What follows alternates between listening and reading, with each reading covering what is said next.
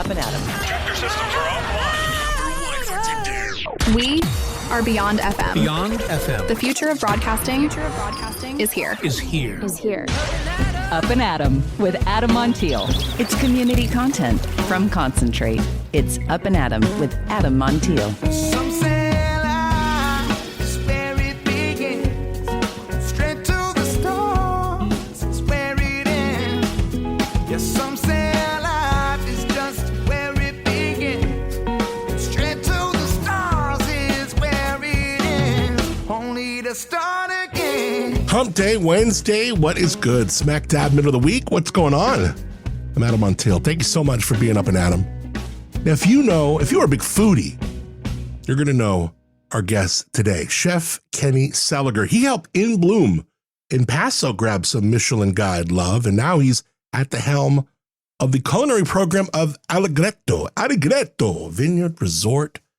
Beautiful. But this isn't just about stepping into a bigger kitchen.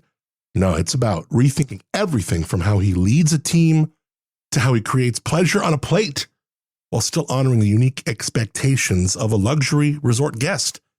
And yes, it's still damn delicious. He is talented. I caught up with Chef Kenny after spending the weekend on property. And let me tell you, from the killer carbonara to even the garlic bread that might have changed my religion, this place they're doing it right. We'll talk food, mindset, and how wine's now a bigger part of the equation with Don Burns of Turtle Rock making the wines now at Allegretto, and how Allegretto is dialing in something very special that both locals and travelers are waking up to, whether you're staying there or not. Chef Kenny Seliger joins us later on in the show. Before that, I saw this story and was just like, let's go. Because for some reason, I'm one of those people where if there's 5-6 of us hanging around at night around a fire and there's a mosquito swirling around, it's gonna be me and my ankles or my wrists or whatever getting bit up. And I mean, I'm pretty much mosquito repellent for everyone else around. So let's for a second after this article talk about the most hated bug on the planet. Yeah, the mosquito. They're not just annoying. For some, they're deadly. Malaria, dengue, Zika, they kill over 700,000 people a year. But now, thanks to some wild science, we might actually have a way to take them out for good. So here's the buzz. Scientists are using something called gene drive technology to mess with mosquito DNA. Basically, they tweak a gene in a few mosquitoes so that when they mate, it spreads through the population and eventually renders them sterile. One trial in the West African country of Burkina Faso released genetically modified male mosquitoes, and the population there plummeted by 96%. Yeah, hallelujah. This isn't some sci-fi concept anymore. We are this close to being able to wipe out species like Anopheles gambiae, the main malaria spreader, entirely. But here's the thing, even though a world without mosquitoes sounds dreamy, not everyone's sold. Ecologists warn that we don't really fully understand the ripple effects, like what happens to the animals that feed on mosquitoes. Birds like swallows and swifts, bats, frogs, fish, even dragonflies. Do they need them, like really need them to survive? Are mosquitoes just one item in a long buffet for them? Who knows? The big question becomes, just because we can delete a species, should we? Well, what do you think? Tough one, huh? I'm saying let's try it. At least we try it once with mosquitoes. See what we think.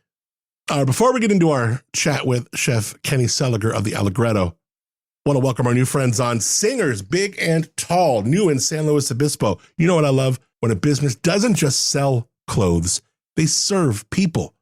That's why I'm pumped. Singers Big and Tall, now right here in San Luis Obispo, after 50 years in the game, since 1975. A business that started in SLO, but for years has been in Santa Barbara.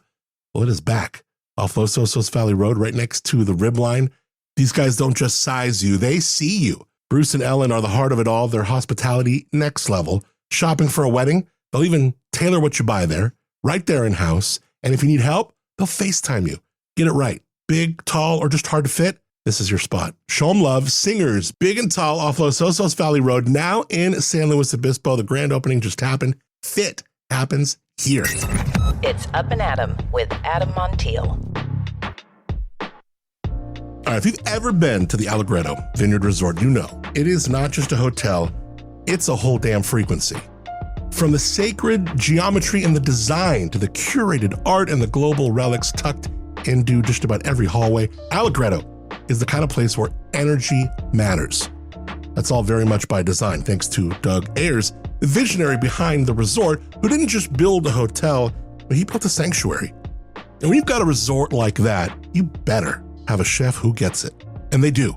Chef Kenny Seliger, formerly of In Bloom, where he helped them earn a Michelin mention, now the executive chef here at the Allegretto. And he's bringing that same culinary soul to a much bigger stage.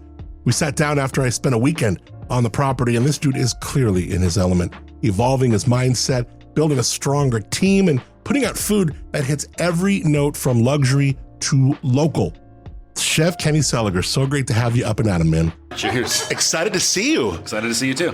It's been a minute. You know, it's so great to see you here at the Allegretto. How has it been? How has the transition been? It's exciting. It's been good. I've been in hotels before, but just kind of getting that mindset back has been the biggest challenge, but it's been fun. I mean, it's constantly moving, constantly going. Now, you helped In Bloom snag some Michelin love. Now you're stepping into like the luxury resort kitchen. What's the biggest like curveball and maybe contrast that you felt moving from boutique to resort fine dining? The biggest thing is the train of thought. So at a small restaurant, you're able to focus on the food and the food only. And I was very hands-on with that food. I was able to go to the farm, get the food into the restaurant, prep it, put it on that final plate. Here in this type of operation, it's so big. I only get to do little parts of that. And I have to start to think about how a dish operationally fits into the restaurant, not just on the plate.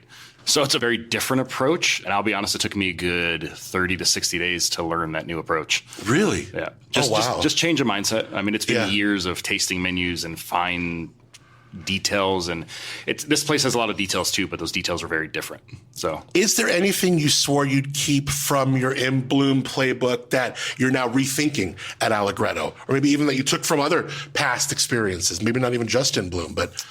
Yeah, I think the biggest difference now is my approach to the staff itself. I come from a time frame of cooks where it was vicious, I think is the right word. And look at all the stuff we were watching back in the day. It was like, Gordon Ramsay, and everyone was so vicious in the kitchen. Yeah, and I've never thought it might sound cold, but I've never thought about the team before. Yeah. Even at In Bloom, it was just food first, everything else after. Right. And here's the first time I took the time. I took over a kitchen that's had people here for 5 or 6 years. And in this industry, having anyone over a year to 2 years is rare. So I changed my approach to make sure that I could take care of the team that was here, not lose them. That was the biggest swap for me, is focusing on the people I have in the back versus just the food. Yeah. A lot of chefs chase that perfect plate, but at a resort, sometimes the perfect experience matters even more, right? Yes. Yeah. How do you balance art and hospitality without losing your edge? Feedback has been my biggest thing here. I talk to the guests, I talk to the staff, going back to the small thing. I don't think I really read reviews at small restaurants. I didn't take feedback. I didn't have the time to. Here I do I make the time to read our online reviews, listen to our guests as I walk through the resort. It is a resort where the hallway is kind of the main heartbeat. So I do run into guests every time I walk through. So I'm constantly talking and taking that feedback and adjusting. Every resort, I think the other difference between a resort and a restaurant too, people have certain things they expect from a hotel. There are certain things like on the breakfast menu, there's always going to be an omelet. No matter what I think about that, there will always be that because there's It was good though. I had the Denver this morning. And it's awesome. And the approach has been, how do I have fun with it? How do I put an omelet out that I am proud of, that I want the team to be proud of? But the skeleton of what people expect is always got to kind of be there. We do have because expectations. If you think about it, you always have to have, being a resort, a burger. Yes. It's got to have a killer burger. You have to have a killer, probably chicken sandwich. Or there's things where, especially if, people got kids or whatever. I mean, look, I like a good burger sometimes too, but you just, those staples you always got to have, don't you? Yes. And so, the lunch menu is a perfect example, is having a lunch menu that has really good sandwiches. And this new menu we just rolled out, me and the sous chef team spent a lot of time eating sandwiches and just reviewing, like, what sandwiches make us happy? How can we put that into this menu? Because they're not going to go anywhere. It's what a hotel needs. The lunch needs to be quick and good. And anytime a chef is working for an owner, you have all of the idiosyncrasies that are attached to the owner, whether it's a restaurant, a resort, or whatever. Doug Ayers is, by all accounts, very unique. He is chasing a dream, or he's contacting energy, and he's got artistic mindsets, and he's a really interesting and eccentric dude to watch explore and to watch his vision come to life. So what are some of the things that as a chef you have to kind of keep in mind when, relating to an owner that is so interesting and unique and just so special? Doug's very easy to work with. One of the things I do really enjoy about Doug is it's instant feedback, whether that's positive or negative. And in a role as an executive chef of a resort, there is a lot of that. And I appreciate a boss that says, hey, we're going that direction, and we go that direction. As far as the food goes, it's always a conversation. Doug does travel a lot, so I get a lot of inspiration stuff from when he's traveling, and then we work on it as best as we can. His biggest ask for me for the menu was just to make the guests happy, and I think we've done that. I hope we've done that. Yeah, I've been a guest for the last 2 nights, and we did dinner both nights in Cello. And I tried to go all over the appetizers. Like we did 2 the first night, did another 3 the second.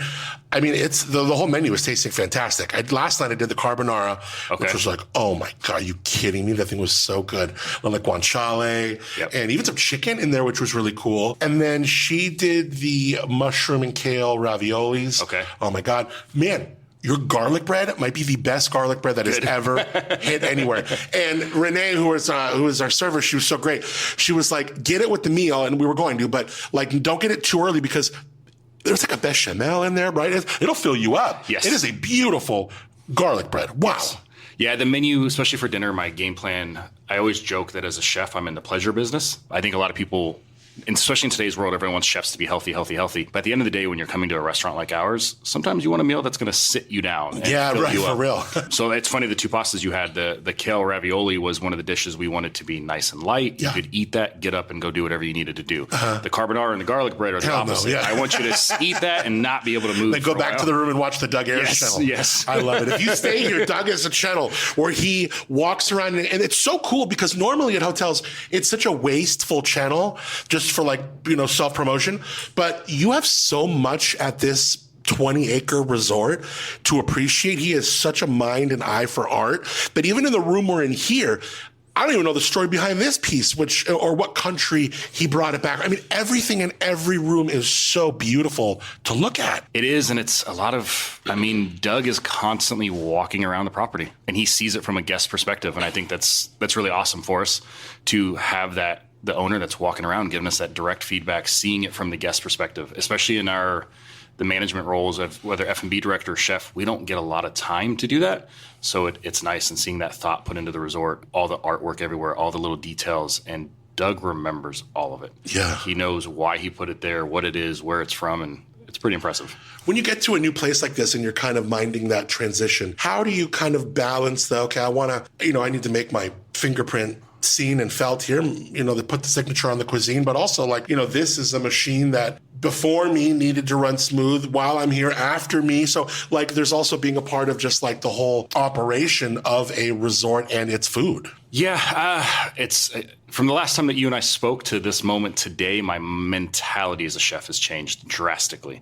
I think back in the day, it was all about my ego and my wants and me and me and me. And today, I don't feel the same way. It's about my team. It's about the people around me, and it's not just the cooks, it's the front of house. My biggest push now has been education. So if I roll out a new dish, I spend a lot of time training the cooks, the front of the house. Is there a freedom in that new kind of outlook? There is, because I don't feel as angry about stuff, to be honest. And I'm more understanding with my cooks than I ever have been. So, even a year ago, if a cook made a mistake, I wasn't as forgiving as I am today. I think it's fatherhood that changed me, is what I'll blame it on. Because we have a 6 and a 3-year-old? Yes. I love that. That's great. They've softened your heart a little bit. Yeah, they have. It's funny, even cooks that have worked with me in the past, one of my sous chefs worked with me at In Bloom. He even mentions that he's like, man, you're a lot more mellow. And that's kind of just been the change. And even the time that I spend with Doug and the general manager, Rich, they have both kind of taught me to take that step back and listen more versus being that bull in the china shop and being like, hey, I'm right, I'm going for it. Right. Sometimes you do need to step back and listen. Running a kitchen in wine country, how important it is to cook with the seasons versus like cooking for a guest. Yes. And that's, again, back to the previous conversation about there's certain standards a hotel wants. It is hard to sometimes go with the seasons. They had a fig pizza on the menu here for a few years. I just removed the fig pizza because figs aren't in season right now. And for the last few months, we've had issues with figs because they're not in season. Mm-hmm. It sent some shockwaves. A lot of people were very like, we can't get rid of this pizza. It's been a classic. And I was like, it will come back. We're not getting rid of it. It's just not the right time for it. So it's been a training a training reset and explaining, hey, it's about the seasons. Right now we have artichokes on a few different dishes because we got that the first night too. Yeah. It was great. The appetizer, the roasted artichokes. They're like mini. You get like 6 or 7 on a plate. They're confit in oil and then we hit them in our pizza oven. Simple, but great. And then do you do the same thing? I mean, I guess it's past tense, so I'm going to see if I did it right. But just same way, like you kind of grab it, or can you eat most of the whole thing? So those little ones, you can eat the whole exact thing. Oh my gosh, that's everything awesome. on there. Yeah, because it seemed like we were, but when we were like, it was so cool, like a little mini. You'll one. get occasionally on the outside one of the leaves that can't be eaten, but for the most part, all edible. So good. Yeah, the tempura veggies. Awesome, right? Those are incredible. Yeah, that was best delivery for broccoli ever, by the way. But those are really good. Yeah. And then you have like you have the 3 different sauces. Three different sauces. So that came from, we had a calamari on the menu. I guess Allegretto's had it the whole time they've been open. Yeah. And I could just tell guests were getting worn out because since I've been here, haven't sold that much. But they would tell me that back in the day, they would sell 40, 50 a night. So that was another one that people were surprised to remove, but we wanted to replace it with something that would be more impactful. And that's what that was. The veganaise on there, my sous chef Travis spent a good 60 days working on that. I've probably seen 15 different versions of that sauce. It's a very simple plate, but again, the amount of behind the scenes work that went into it was awesome. And every vegetable is perfect. Like the carrots are perfect inside. Yeah. Beans are perfect inside. Broccoli, I love it. We change the prep on it depending on the vegetable that we have, depending on what we're trying to do. Some of them we'll blanch off or we'll grill, and we'll kind of always constantly changing that one. Yeah. Trying to think what got it. The New York, the first night. Yes. New York, fantastic. Yep. That's another one. Again, spending a lot of time worried about high-end meats. That's one with Snake Rivers we were able to get here. Yeah. That's another, I guess, good thing from the past to now. I'm able to take a lot of these other vendors I met in the past and bring them here. Snake Rivers is a product I don't care if you're talking about their pork, their beef, whatever. What they do is phenomenal. And putting it on a menu here has been awesome. That's so cool. And are you doing the events and stuff too? So, I mean, yep.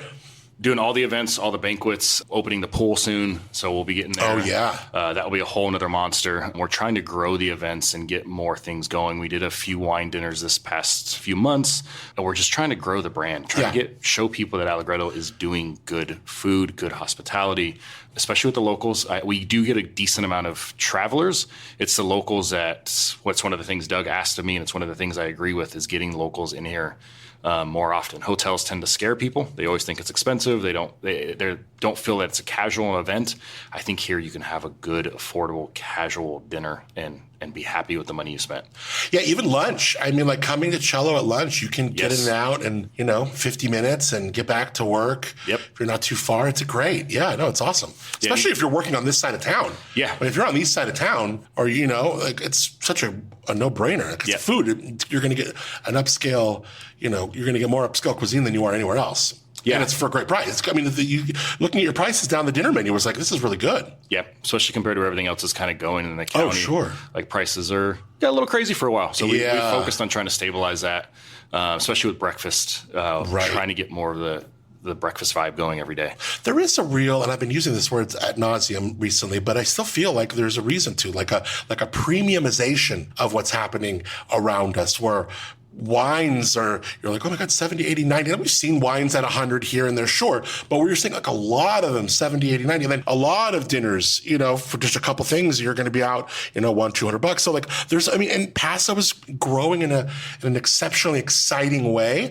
But still, it's like there's probably something to kind of look at too, is that how do we make sure that we're keeping things right, but priced right too? Yeah. And I go back to the listening. I'm just talking to even just my neighbors in my neighborhood. And I was talking to a couple recently that were super excited. They're going on a date night. They hadn't been on a date night in 6 months because things were just getting so expensive. They saved up and refied just for it. Yes. And I hear that and I'm like, man, I think people should be able to go out at least once or twice a month. Yeah, So, for sure. Ronnie Johnson, the F&B director, and I, when we rolled out these menus, we had that in mind. We were focused on, okay, we need to make sure we're hitting the margins to make sure that the hotel's being in a healthy spot, but getting people out, getting them to feel comfortable, making them feel the value and the money they're spending. It's a big, big target for us. Being a chef in wine country, sure. But being a chef when you have your own brand of wine. I mean, you have, we'll talk to Rory in a second about, Don Burns making the wines now, and this real, thoughtful and deliberate turn to put a lot of focus on the wines. And the executive chef here, I'm sure there's a lot of playing with the wines that you're doing with your cuisine. There's a lot of, there's constant conversations. Having Don Burns on is awesome. I love his product. Having the wines here, it took me a bit to wrap my head around it, but having the tasting room here and being able to cross-utilize, we have a pretty good partnership. Our first wine dinner this past year was with the Allegretto wines, and now we're just, as we move forward, we're constantly trying to just push each other, push the restaurant, push the wine label out there. But yeah, to your point, it's pretty awesome. Is there an ingredient right now that you're kind of obsessed with? Maybe even something that wasn't on your radar like a year ago? It's funny. Every season I kind of get obsessed with something. This year, it's been... Coming into spring, I've been really focused on leeks just because I haven't messed with leeks in the last few years. So I kind of just phase in and out. But right now, my obsession is leeks. We added it to one of the pizzas. I'm working on a few different specials to try to focus on leeks. Summertime, I haven't figured out my obsession yet. Your pizza oven's dialed in is great. Yeah. Crispy outside, the ingredients was awesome. We make all the doughs in-house. We have a pastry chef that right? that does all that. And that's the other beauty in that. Being able to tweak those doughs on a weekly basis as we prep them, it's really awesome. Is she or he doing your desserts too? Yes, he is. His name's Chewy. He's incredible. Crushing it. 2 nights in a row. Yep. That chocolate triple bomb. Yep. Damn, that is so good. Yeah, that is awesome. Yeah, we're constantly talking. He does all the banquets too. It's a team of 2 right now in the pastry department, and they put out numbers. And he just puts a lot of thought into his work. So. A lot of people, there's 2 or 3 people this week we're talking about the pastry chef and yesterday I was at your pickup party. You had 200 plus people out here all enjoying themselves, enjoying a buffet by you, really good food. You got the cheese charcuterie, but also all different kinds of things to taste. But people were really digging it. That was awesome. Yeah, again, back to the team, just pushing them, supporting them, helping them. The pastries that went out yesterday, all the food. Yeah, the dessert, that's where I was going. Yeah, the desserts, the whole dessert little station. Yep. That was awesome. That was Chewy by himself, putting out 400 desserts. He's a monster. So to Chewy. Is there a dish right now that you're quietly really proud of that maybe one that you're like, I almost want other chef friends of mine to taste this? Like, this is where it's at. This is going great. So going into the menu change, I would have told you it was our pesto linguine. Got that the first night. I put the artichoke on the menu as I put thought into it, and I wanted it to be there. I did not expect it to be what it's become. We constantly sell out. We cannot keep up. That's the one I'd say I was shocked by and now proud That's of. Cool. Seeing it. Yeah, the pesto linguine, super, super simple and just so good. I mean, you're just into it. You taste it slow. When you get some good flavors and you just taste them really slow in your mouth and on your palate. It's really good. I always call it, that's my chef dish. When I was a young cook learning, and all chefs go through this. You go to a point where you have 17 ingredients on a plate.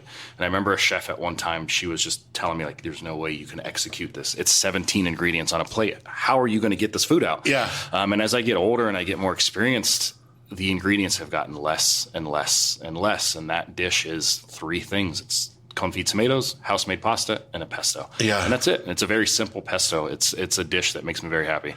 It's been really cool to catch up with you. It seems like you're in a really cool spot, personally, professionally. This is a great gig for you. They're super lucky to have you, and I'm sure you're stoked to be here. What a great, fun place. I mean, there's so much expression here, and you feel Doug is really, and the team have done, I was talking to him yesterday, you feel differently when you're here. It's the art that you take in and all the thought and energy he put into it, and you really feel different when you're around here. It's so nice. You do. You feel like it's an island. It's really cool.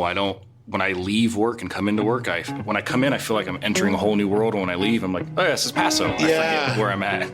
So cool. Well, dude, it's just been so great to catch up with you. I can't thank you enough for the great food and looking forward to catching up with you again, my man. Awesome. It was good to see you. Cheers. Some say life is where it begins. Straight to the stars is where it ends. Only to start again. All right, big thanks to Chef Kenny Seliger for the time, the convo. Also, big shout-outs to the GM over there, Rich Ferruni, always gracious, Alinda Sampay, Rory from the Allegretto Tasting Room. If you just get up there and taste. And, of course, the visionary himself, Doug Ayers. And that's the thing. There's so many things. You could just go up there to the Allegretto, even if you don't have a reservation for the hotel, to walk around the grounds there. Check out some of the scenic walks. Check out the restaurant. Check out the wine, the olive oil, the lavender. The entire experience at Allegretto, really something special. From the art and energy to the wine, like I said, to the artichokes. Check out the artichokes. If you haven't been in a while, or ever, it is time, definitely. You can learn more about the resort, allegrettovineyardresort.com, and I'll drop that link in the show notes too. All right, Pink Drank, it's back. Saturday, July 12th, Elks Lodge and Slow. Over 30 of the hottest producers in wine, beer, cider, spirits, craft cocktails, all poolside, all dressed in pink. We got Topless Creek the other day. They're in the mix. Can't wait. It's going to be so awesome. This isn't your average tasting. This is Summer Surf Sexy, no doubt. All for a great cause. We're going to party with purpose. Supports the Woods Humane Society and the Elks National Foundation. It's for the 21 and over. Priced like it shouldn't be. $65 for all of it. You know what I mean? Like, you're not going to leave hungry. You're not going to leave thirsty. Also, there's a lot of great ways to support silent auction, little wine pulls. It's a fun afternoon. Pink Drank, DRANK, pinkdrank.org. All right, we had the Allegretto on today. We're going to have Rory, who is there. He's with the winery, the tasting room side, and we're going to have that on a special episode of The Pour coming up. Our thanks to Chef Kenny Seliger from the Allegretto for being on today's show, again, as well as all the folks at Team Allegretto for just putting on, the hospitality there, second to none. Check it out. Also, it's worth mentioning that their general manager, Rich Ferruni, he just won an award for visitor experience for hotels, for the way people are treated when they're over there. Incredible hospitality. All right, this week is moving fast, no doubt. Thanks to Moonshiner Collective for original music on the show called Start Again. To you for rating, reviewing, subscribing to the show, sharing with a friend. It really, really, really, really means a lot. If you have not done that, please do. Thank you in advance. And if you have, thank you so, so much. Thanks also to Josh and Chiasa Tamber Winery. Taste their beautiful world-class wines in the village of Arroyo Grande. I love the sparkling Albarino. I love the Pinot Noir. I love the Chardonnay. I love the Syrah. I love the Merlot. I don't think Josh makes a bad wine. But I also love them for supporting local broadcasting and giving us our Tamber Low Bro Studios. Well, hope you're having a great week. Till tomorrow, I'm Adam Montiel. Thank you for being up and at 'em. Some say life's where it begins. Straight to the stars is where it ends. Only to start again.